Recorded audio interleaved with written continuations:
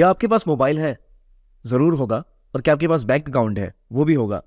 पर क्या आपको पता है कि आपके फ़ोन पर कॉल करके भी आपके अकाउंट से पैसे गायब किए जा सकते हैं? ऐसा ही कुछ हो रहा है, और छोटे मोटे अमाउंट में नहीं, लोगों के लाखों रुपए जा रहे हैं। कोलकाता से एक व्यक्ति के 72 लाख रुपए अकाउंट से चले गए। वहीं दिल्ली से 44 लाख का एक गबन शायद हो गया था एक महिला के साथ। ये कैसे हो रहा है, क्यों हो रहा है, और क्या होती है सिम स्वैप? जो आपके फोन का मोबाइल सिम है, इस सिम का इस्तेमाल करके कैसे आपके अकाउंट से लाखों की चपत हो सकती है, समझेंगे इस वीडियो में। वेलकम टू ज्ञान कोश। और आइए बात करते हैं एक बहुत बड़े फ्रॉड के बारे में जिसका शिकार हम में से कोई भी हो सकता है, सिम स्वैप स्कैम। आपको पता है आपके फोन में एक सिम लगता है, राइट? इस सिम से ही आपका नंबर होता है। इस नंबर पे आपको कॉल्स आती हैं, और जो आपको मैसेजेस आते हैं या फिर ओटीपी आते हैं, वन टाइम पासवर्ड्स आते हैं, वो इसी फोन नंबर पे आते हैं। आपका बैंक जो भी पैसे आपको भेजता है, वो पैसे भेजता है किसके थ्रू? ओटीपी के थ्रू। आप एक दूसरे को कंफर्म करते हो कि हाँ पैसे आए, पैसे गए। लेकिन अब एक नया रास्ता निकाला है हैकर्स ने। नॉर्मली ऐसा होता था कि वो फोन करके आपके एटीएम कार्ड का पिन आपसे लेंगे, या आपसे पूछेंगे अपना सीवीआर नंबर बताओ, और उसके बाद आपके क्रेडिट कार्ड या एटीएम कार्ड से पैसे चोरी करते थे। लेकिन अब वो जमाना बदल गया। अब एक नया फ्रॉड आया है जहां पे आपके सिम कार्ड को ही क्लोन या फिर स्वैप करने की कोशिश की जाती है। खासतौर पे जो न्यूज सामने आई उसमें खबर ये थी कि दिल्ली में एक महिला को 3 बार कॉल्स आई। मिस कॉल के बाद उनको पता लगा कि उनके अकाउंट से पैसे निकल रहे हैं। ये कैसे हो रहा था, सब चकमे में थे। फिर वो पुलिस के पास गई। वहां पता लगा कि इनके अकाउंट से पैसे लगातार निकले हैं।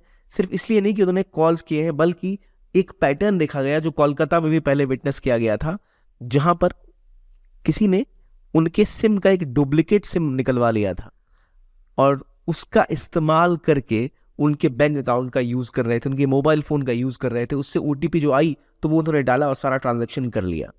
नॉर्मली बैंक एक काम करते हैं, इसे कहते हैं two factor authentication. Two factor authentication ये होता है कि एक तो आपके पास पासवर्ड होता है और दूसरा आपके फोन पे ओटीपी आता है। जनरली ये दो चीजें होती है जिससे कि आपका कोई भी पैसा ट्रांसफर होता है। अब जो बैंकर्स हैं दुनिया भर में, उन्होंने बैंक फ्रॉड के नए नए रास्ते निकाले हैं जो बैंक से चोरी करना चाहते हैं। इंडिया में अगर हम देखें तो बैंक फ्रॉड बढ़ता ही जा रहा है।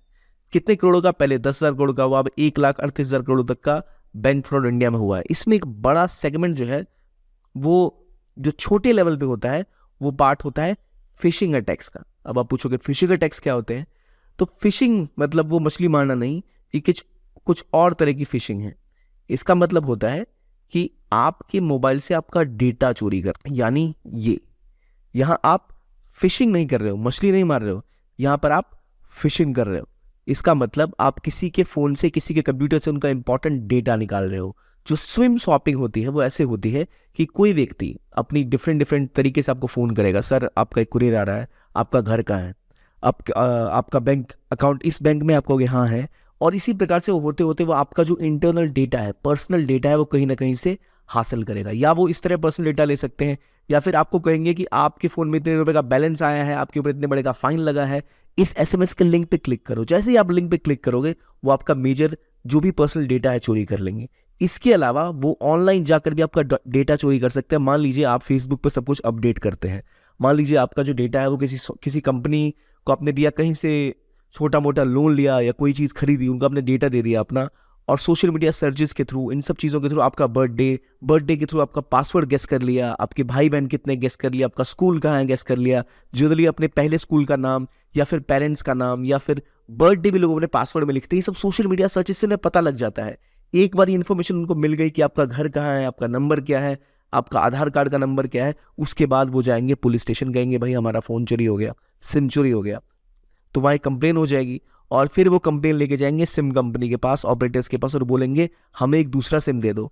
आप उनको दूसरा सिम मिल गया, उस सिम से वो जो एसएमएस आपको आ रहे हैं उनको भी मिलेंगे। लेकिन ये सब होने से पहले आपका जो फोन सिम होगा वो डीएक्टिवेट होगा। जो कोलकाता में केस हुआ, कुछ ऐसा ही हुआ। इस व्यक्ति का सिम पहले ब्लॉक हो गया। ये जो 72 लाख का फ्रॉड कोलकाता में हुआ था, इनका सिम अचानक से ब्लॉक हो गया, इन्होंने ध्यान नहीं दिया। असल में किसी ने इनके सिम का डुप्लीकेट सिम निकलवा लिया था, और फिर उस पर ओटीपी आने लग गए, और सारा बैंकिंग ट्रांजैक्शन वहां से होता था। जो फ्रॉडस्टर थे उन्होंने पहले ही सारा डेटा इकट्ठा करके रखा हुआ था, उन्होंने उसका इस्तेमाल करते हुए सारा का सारा पैसा इनके अकाउंट से निकाल के अपने अकाउंट्स पर ट्रांसफर करवा लिया। और जिस महिला की मैं बात कर रहा हूँ 3 बार रिंगटोन के बाद, मिस कॉल के बाद इनके पैसे चले गए। असल में जब पुलिस ने चेक किया तो ये पता चला कि इनके मोबाइल से कई ऐसी वेबसाइट्स को विजिट किया गया है जिनके बारे में इनको पता ही नहीं है। तो या तो रिमोटली एक्सेस करके इनके फोन का डेटा चुराया गया, उससे पता लगा अच्छा ओटीपी आया होगा और काम कर लिया। मान लो आपके फोन में भी ओटीपी आने वाला है और मैं किसी तरह आपके फोन को क्लोन कर लूं कि आपके फोन में जो भी एसएमएस आएगा वो मेरे पास भी आएगा, तो आपको पता लगेगा ना अचानक से मेरे बैंक से एसएमएस क्यों आ रहा है, मैंने तो कोई काम ही नहीं किया। इस काम को करने के लिए मुझे एक चीज चाहिए कि मैं आपको बिजी रखूं। तो मैं करूंगा ये कि आपका सिम जब मैंने क्लोन कर लिया उसके बाद हमको लगातार मिस कॉल करूंगा। आप परेशान हो जाएंगे, यार कोई कॉल कर रहा है, छोड़ो साइड फोन में रखो, ऐसे कोई परेशान कर रहा होगा। आप 10 मिनट अपने फोन को नहीं देखोगे और उस बीच में वो एसएमएस रीड कर लेंगे। इस तरह होते हैं बैंक फ्रॉड।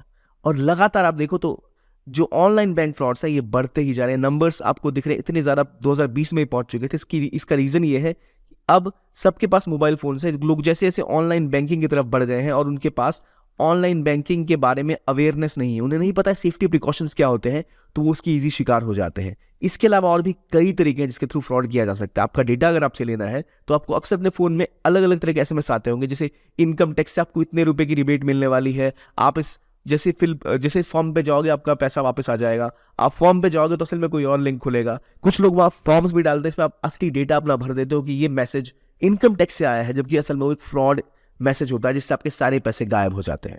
इसी तरह कभी कभी केवाईसी का नकली एसएमएस बैंकों के नाम से आता है, वो वेबसाइट भी बैंक की तरह दिखती है, आप उस पर जाओगे लेकिन असल में वो आपका सारा डेटा चोरी करना चाह रहे हैं।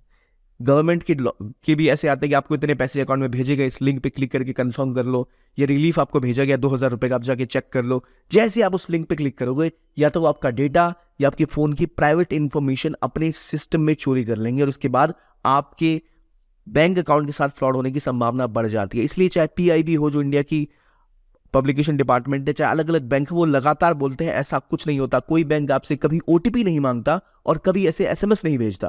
तो ये जो विक्टिम होते हैं फिशिंग अटैक के, हैकर क्या करता है, इनको इस तरह फंसा लेता है अपने जाल में कि आपको एक नकली वेबसाइट दिखाई गई या फिर आपको एक ईमेल भेजा गया कि इस पे क्लिक करो आपको 1 लाख रुपए मिलेंगे, इस पे क्लिक करो आपके बैंक का स्कोर सुधर जाएगा, इस पे क्लिक करो आपके लिए सस्ते फोन्स मिल जाएंगे। तो आप उस पर क्लिक करोगे, जैसे आप उस फेक वेबसाइट पे क्लिक करोगे वो आपकी वेबसाइट से सारा डेटा चोरी कर लेंगे, या फिर बैंक का सेम टू सेम वेबसाइट आपके सामने बना के रख देंगे जिससे आपका सारा डेटा चोरी हो जाएगा। तो ये फिशिंग अटैक लगातार हो रहे हैं, 50 लाख 70 लाख की बड़ी बड़ी चोरियां हुई हैं।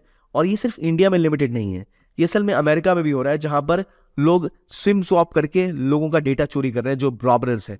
इसलिए बहुत इंपॉर्टेंट है कि हम इसे कंट्रोल करें। हाल ही में पुलिस ने कई लोगों को गिरफ्तारियां भी की हैं, 3 नाइजीरियन नेशनल्स को भी अरेस्ट किया गया था जो इस तरह का सिम स्वैप स्कीम चलाते थे, जिसमें एक वो डुप्लीकेट सिम लेकर और सिम ब्लॉक करवा कर सारे पैसे बैंक से ट्रांसफर करवा देते थे। इसीलिए आपका फोन नंबर जैसे ही गड़बड़ हो, कोई भी दिक्कत आए, पहले जाए और पुलिस को फोन करें। केवल यही नहीं, इसके अलावा और भी तरीके के तरीके जो हमें पहले भी पता है कि जहाँ एटीएम का जो आप क्रेडिट कार्ड यूज करते हैं उसका एक क्लोन बना लेना, जैसे इसे कहते हैं स्किमिंग। स्किमिंग मतलब यह है कि जैसे ही आप कोई अपना कार्ड देते हो कोई इन्फॉर्मेशन यूज करने के लिए, स्कीमर आपके कार्ड की सारी डिटेल चोरी कर लेते हैं और इस इंफॉर्मेशन से वो एटीएम कार्ड में यूज करके पैसे निकलवा लेते हैं। तो इस तरह की स्कीमिंग हुआ करती थी जो कार्ड्स के साथ हुआ करती थी। अब जब हम क्यूआर कोड के थ्रू मैक्सिमम स्कैन करते हैं और यूपीआई का इस्तेमाल करते हैं तो वो फ्रॉड का तरीका बदल चुका है।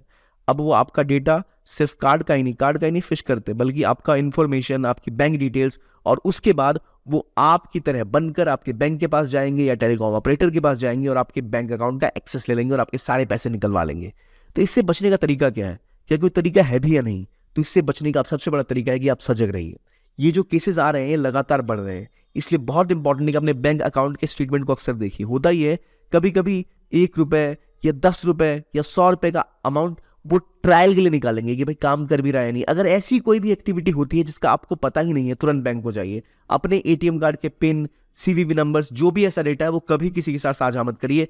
अपने पासवर्ड्स को हमेशा स्ट्रांग रखिए और केवल अपने बैंक के ही एटीएम का इस्तेमाल करिए। नॉर्मली कोई और वाइट लेवल एटीएम अगर है तो उसका कम इस्तेमाल करेंगे तो बेहतर रहेगा आपके लिए। पब्लिकली वायरलेस का इस्तेमाल मत करिए। कभी कभी ऐसा होता है कि हम जहां हॉटस्पॉट देखते हैं कि भाई यहाँ फ्री वाईफाई मिल रहा है, वहां जाके अपना फोन कनेक्ट कर लेते हैं। कभी कभी उन वाईफाई नेटवर्क्स के अंदर ऐसे फिशर्स बैठे होते हैं जो हमारा सारा डेटा क्लोन कर लेते हैं। ये लॉन्ग टर्म में आपको बहुत नुकसान पहुंचा सकता है। कोई भी प्रॉब्लम आए, कोई ऐसा एसएमएस आए, फ्रॉड ईमेल्स आए, मैसेजेस आए, तुरंत कंप्लेन करें और रिपोर्ट करें और खुद की प्रोफाइल को स्ट्रांग बनाएं, सिम कार्ड को प्रोटेक्ट करें, अपने डेटा को नॉर्मली किसी के हाथ ना लगने दें, ताकि आपकी भी गाड़ी कमाई जो मेहनत की है वो इस तरह वेस्ट ना हो जाए। तो इसके बारे में बैंक क्या कर रहे हैं, पुलिस क्या कर रही है, तो आरबीआई ने भी जो नॉर्मली इसके बारे में एडवाइजरी जारी की है, बैंक लगातार इन्फॉर्म कर रहे हैं कि कोई भी किसी भी केस में अपनी पर्सनल डिटेल फोन पे ना दे, हम कभी नहीं पूछते, और ज़रूरत है कि अपने सिम को लेकर आप सजग रहें। आपका फ़ोन एक बहुत वैल्यूबल डिवाइस है, आपकी सारी जानकारी उसमें होती है, तो उसको बचाना बहुत इंपॉर्टेंट, उसका ख्याल रखना बहुत ज़रूरी है, इसका ध्यान हमेशा रखें, यह है बहुत रेलेवेंट। तो ये था आज का वीडियो जहां हमने समझा क्या है ये सिम स्वैप स्कैम, जहां पर लोग आपकी सिम का एक डुप्लीकेट सिम बनवा के आपका डेटा चुरा लेते हैं। आपको इससे बचना है और सतर्क रहना है। देखने के लिए बहुत बहुत धन्यवाद। कीप ऑन वॉचिंग ज्ञान कोश and have a nice day.